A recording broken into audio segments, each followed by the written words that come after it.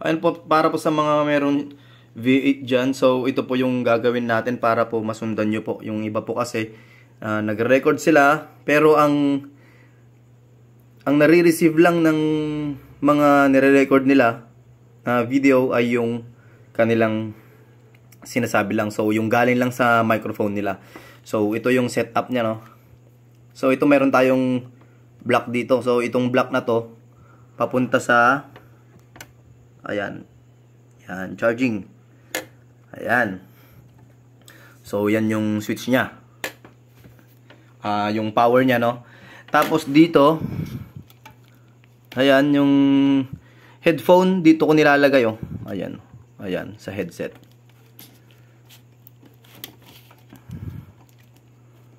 Tapos, ito, yung ating condenser mic. Ayan. So, kita nyo na. Diyan papasok. Ito naman, accompany instrument. So, ito yon. Ayan. So, ito, pupunta sa isang cellphone nyo kung saan galing yung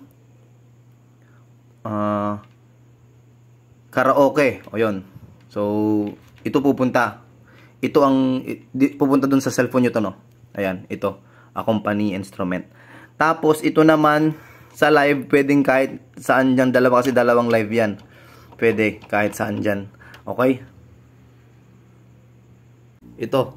Itong ayan. So, ito yung next natin. So, ito yung galing sa accompany instrument. So, ilalagay natin dito. Ayan.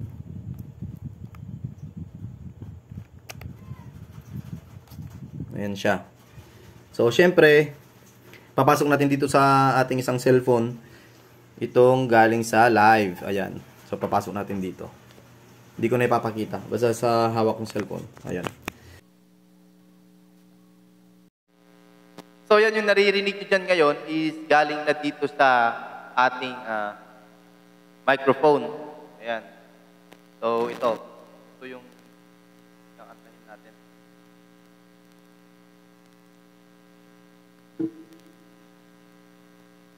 Ayan. Ayan, ha. Ayan, ha, oh. Ito po.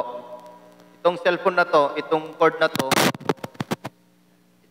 to, galing sa accompany instrument.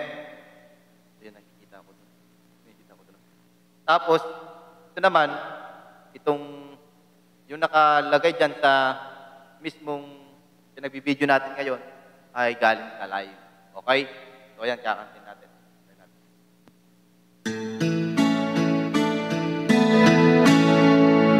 There's nothing to say.